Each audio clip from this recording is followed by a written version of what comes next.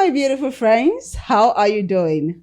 How is your day going? How is it been? Welcome to Serenity TV, where we'll bring you interesting discussions. As you know, we'll always bring you hot topics, interesting conversations, things that when you listen to them, you learn a thing or two from them. My name is Gloria Gifts. I am your host for today. And today we are going to be discussing something important. It is something that we all we are going through on a daily basis. Like, when last did someone actually ask you, how are you doing? And you say you're fine, and you meant it. Not just because you have to say I'm fine, but because you really mean it. Why do we often have to just say I'm fine when we know we are struggling? When exactly was the last time you actually said I'm fine and meant it? So that brings us to today's topic. We're going to be talking about smiling through pain. The struggle our generation is going through. What exactly are we going through? And as always, I'm not the only one discussing this topic. In the studio today, I'm joined by two amazing people. By my right, I have Mr. Famous. Mr. Famous, you're welcome. Thank you. How are you doing? I'm fine. And I have Miss Abigail Cletus. How are you doing? I'm fine, thank you. You're looking beautiful. Thank you very I love your much. smile. Thank you very much. Okay, so today we are discussing the pain behind this I'm fine syndrome, even when you're not fine. So let me just ask, Mr. Famous, how are you doing? Okay, I'll say I'm fine. Okay, why do you have to say I'm fine? Okay. Are you really fine? I'm really fine because one thing about being fine, that response comes with the relationship between me and the person that is asking. I can say I'm fine because I know that this person is not really into me. We have not really have a deep conversation. So I cannot tell someone that is asking me, a normal person or neutral person that is asking, how am I doing? Then I will not start telling the person, okay, I'm not fine, something is going on. No, I think there should be a level of conversation that I have to have with the person before I can actually expose. Because telling or saying more than I am fine means I'm trying to expose myself. Okay. Trying to tell the person more than what the person should know. So I should be sure that I am safe with the person I want to share my information with. So that's why I will tell you I'm fine, because I can say this is the first time I'm meeting you. Okay. So I think it's not bad me saying I'm fine. All right. Okay. Miss Abigail, sorry. How are you doing? I am fine. Okay. You're really, really fine, or you just have to say I'm fine because you have to be fine? Okay. I have to say I'm fine because I know that I have to be fine. But if you're looking for details from me, then I have to be sure of who you are to me. So if you want me to go beyond saying I am fine, that means they have to be a relationship between you and I, because I would not like to be the weak one. I cannot come up with my struggles when I know that definitely you too may have one or two behind the scene. So I won't be the one that wants to expose my weaknesses. So I have to be sure of who is asking me, and I have to be sure that this person can contain whatever information I want to, whatever pains I want to share, this person can contain it without possibly judging me or talking down on me. So I am fine, obviously. Oh, okay. So the relationship actually matters. Yes. How close you are with the person Exactly. actually matters. Exactly. So what about in a situation whereby a friend is asking you, how are you? And okay, like we were talking backstage before, actually, you said something that, okay, like seeing your friend, someone you know, you guys are friends, and the person is looking okay, and you don't want to tell the person your problems because you feel like you will be seen, they will see less of you, like they will think that, oh, you're not meeting up to standard. Why can't you tell a friend of yours that, okay, someone you say, okay, we guys are friends, why can't you tell the person, I'm fine? Okay. And tell I'm fine, meaning that, okay, you are fine because you're really fine, or I'm struggling. Okay. I'll still say this again. I'll still repeat this. That's why we have to be more serious or more deliberate about making friends, having friends. So because this really, it's not about having a group of people. It's just about having a small circle that really makes sense. Because if my friend is asking me, it depends on the level of our friendship. It depends on the person that is asking me that, okay, how are you? I'm fine. And the problem we are having, I think, is a mentality that we carry, that when you see your friend that is doing well, and since you have been having a conversation with the person, it has always been the the great things, the good news that the person has been sharing with you, you might feel like you telling the person at that moment that, okay, you are not fine. It might look like a sign of weakness. Like what I was saying before we started, like, oh, let me use rest. People see rest in this country or in this situation of what is going on now. People see rest as a weakness. They don't see rest as something necessary, something that you have to take a pause and you start again. So they see it as if when you're trying to take a rest and they see like, okay, you are not, even now that there is now award or let me call it award to those people that are really, really diligent or very, very hardworking. So everybody choose to buckle up and no more rest. I don't have to rest. I don't have to tell them that I'm weak, I'm tired. So because I also want to be seen as someone that is strong, someone that is doing well. Because for example, looking at your face now, I can see you looking good. Okay. So me now coming to tell you, okay, I'm not fine. I'm like, I will feel like, okay, I think I will make this person feel as if I'm behind. I'm not doing well.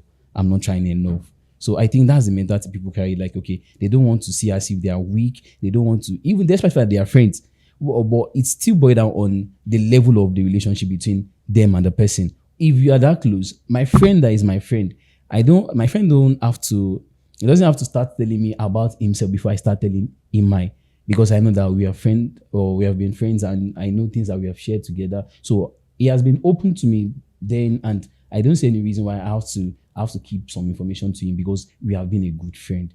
So that's what I would just say about it. The level of friendship, how close you are, how open the person has been to me. So will also determine how or the level of the things I will tell or I'll share with the person. Okay. All right. Thank you. Thank you very much. Now, from what Mr. Famous here said, do you think peer pressure, because we was talking about maybe seeing your friend looking fine and you don't know if you tell him do you think peer pressure actually is one of the reasons why people just don't want to admit the fact that they are struggling? That question is a very sensitive question. Peer pressure is a very core factor in making people to hide out their struggles. Like they don't want to bring it up because I'm going to sound very relatable because I do content.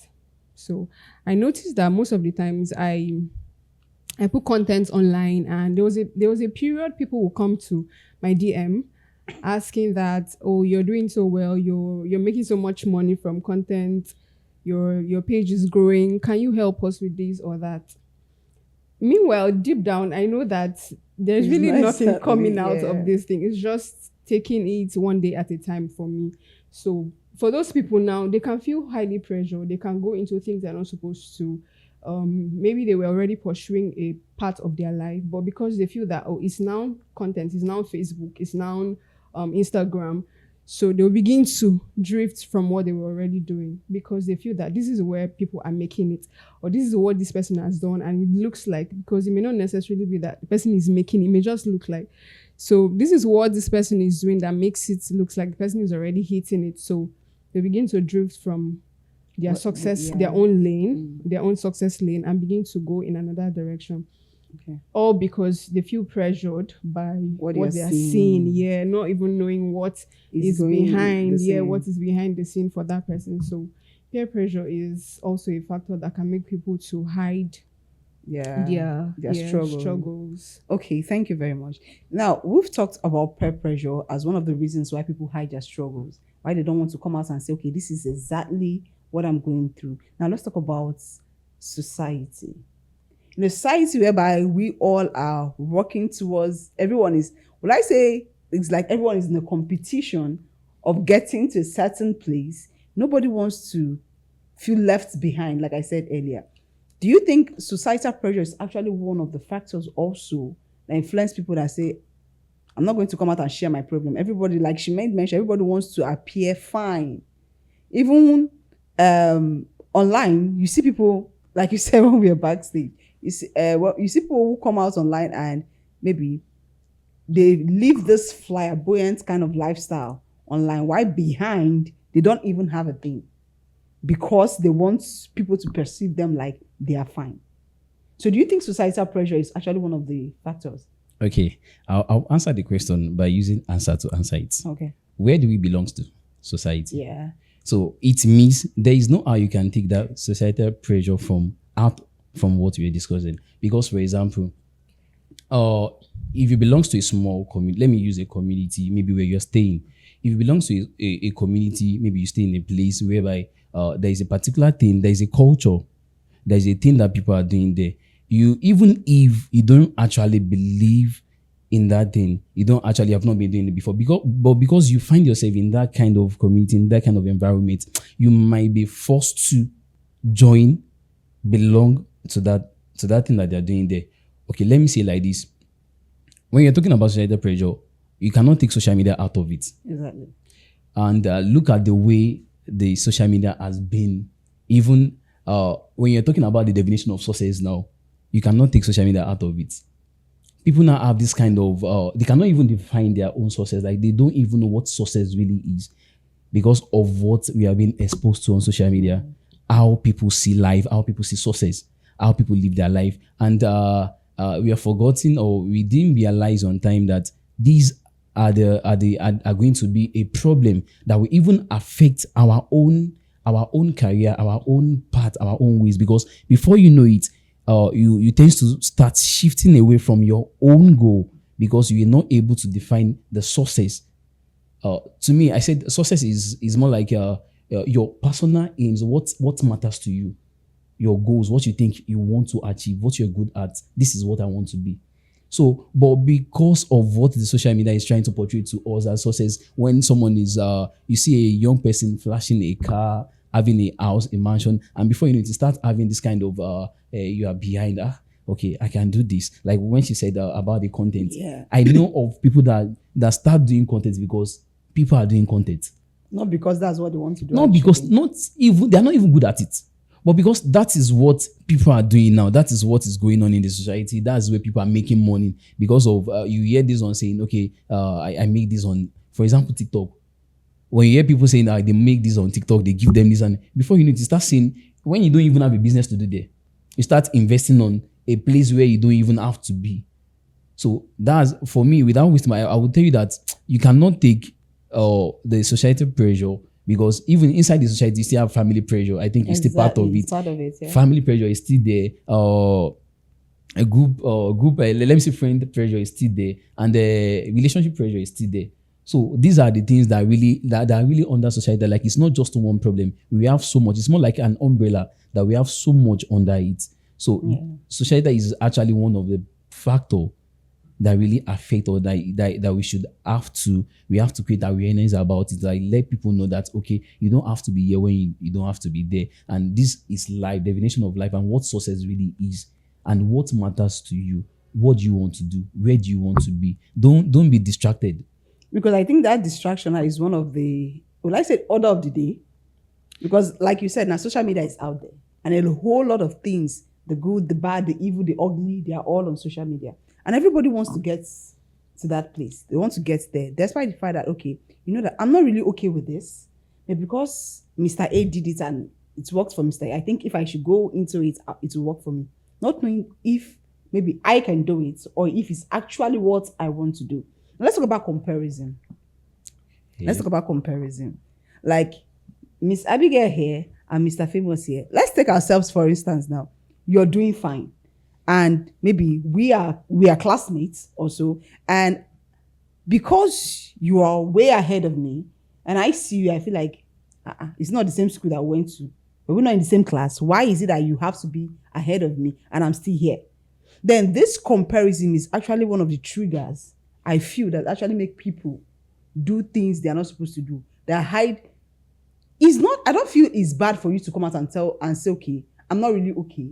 Because it's when you say you need help that someone will actually help you. Exactly. When you act like you're offering, nobody's going to help you.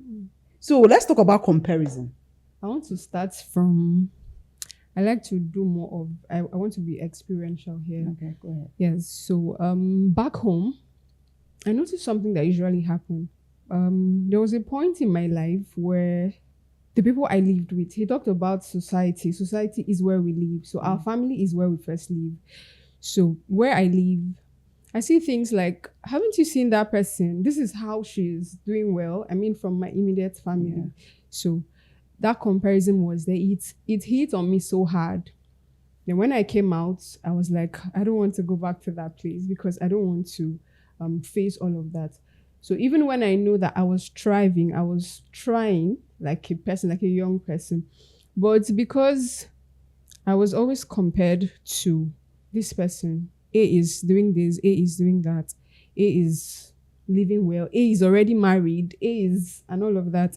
So it sent something to my head, a mindset that I have to do well by all means, all possible means. I have to just try to do well.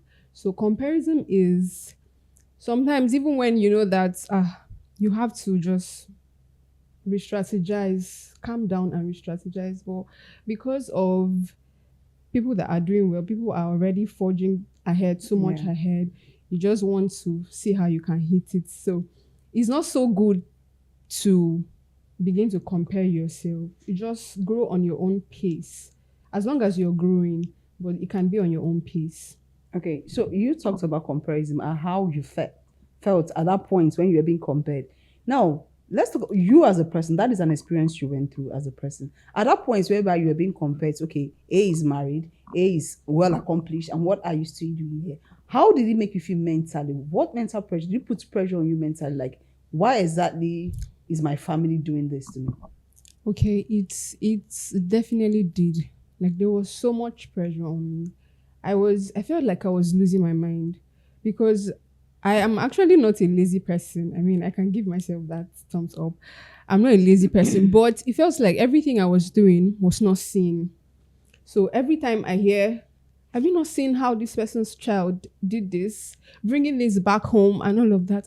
I was like, God, is it that I'm not, at a point I even left my immediate home. And despite the fact that you have your own personal struggles, you couldn't come out and say, okay, this is exactly what I was going through. Yes, I couldn't come up, because I feel like, who do I come up to? Who do I say these things to? I remember at a point I spoke to somebody, a renowned person in my church. I told her the struggles I was going through where I stayed, and she was like, okay, she's going to see how she can talk about it with the person I was with. So he didn't sit well with me. He did a whole lot to me. So even now, sometimes I feel like I have people that are still reaching out, looking up to me, even when I'm no longer with them, but they're still looking up to me. There's still this subconscious reminder that, remember they said, this person is doing so well, that person is doing so, you have to.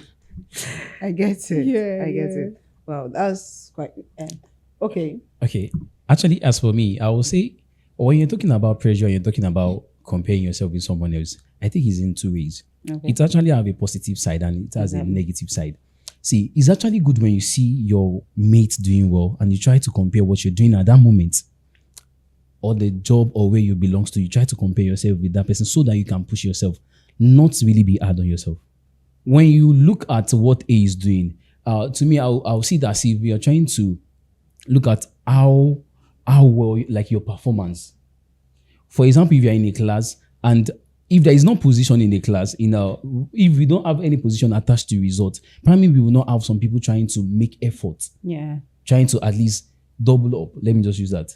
But because there is a result attached to, or a number attached to the exam or the test that we do, so you see some people trying to do better, not that they are being hard, but because they believe that they are just cool, they are being like they are comfortable where they are. But by the time you start comparing yourself with someone, not the negative aspects, look at what this person is doing and come back to yourself. You might even have to look for someone that is even doing the same thing you're doing. That's when you're talking about self-comparison, not from family, because family comparison can actually be very, very deadly. Exactly. That means from that aspect, I think family have to do better, because my family, I am actually blessed with a very good, wonderful mother. That's good. There is nothing like pressure. I said it the last time I came here. There is nothing like pressure. I think it's time for me to settle down. But I'm not like, it's not as if I've even called her. I said, okay, I have a girlfriend. Nothing like that. But my mom has never called me and start saying, this person has married your friend. Do you remember? I've been seeing posts, I've been seeing pictures. But my mom will never for a day call me and tell you, this person has done there. Someone came back home with Kano. No. Are you the person? I am. Wow. That's beautiful. My mom is not the kind of person, because while growing up, there's this thing that my mom used to tell us.